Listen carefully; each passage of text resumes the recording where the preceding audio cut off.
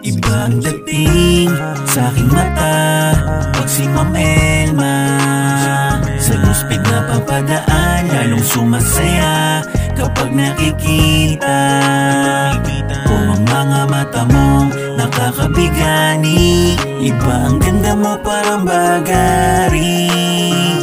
Ma'am Elma, nababaliw na yata ako sa ngiti at mata mo.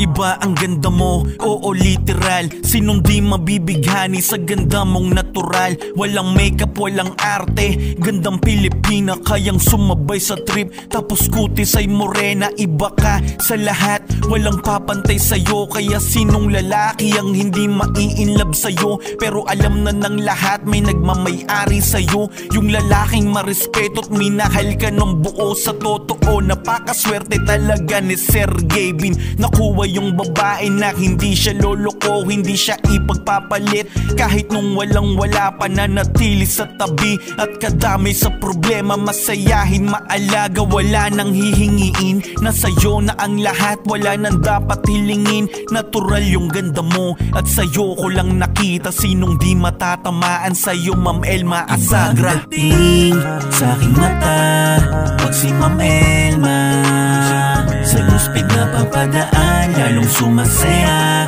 kapag nakikita ko ang mga mata mong nakakabigani. Iba ang ganda mo, parang bagari. Ma'am Elma, nababaliw na yata ako sa ngiti at mata mo.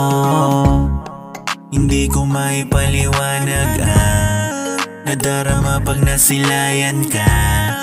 Umaga ko ay gumaganda pag ikaw ay nasilayan ko na.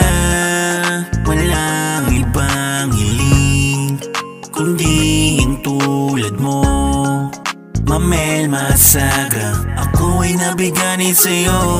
Iba ang dating sa aking mata pag si Ma'am Elma sa luspid na papadaan, lalong sumasaya kapag nakikita ko ang mga mata mong nakakabigani. Iba ang ganda mo, parang bagari.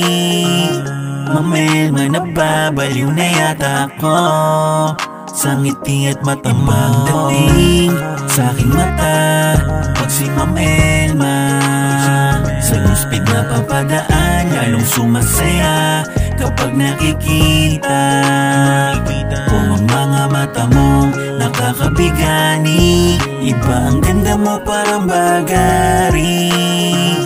Ma'am Elma, nababaliw na yata ako sa ngiti at mata mo.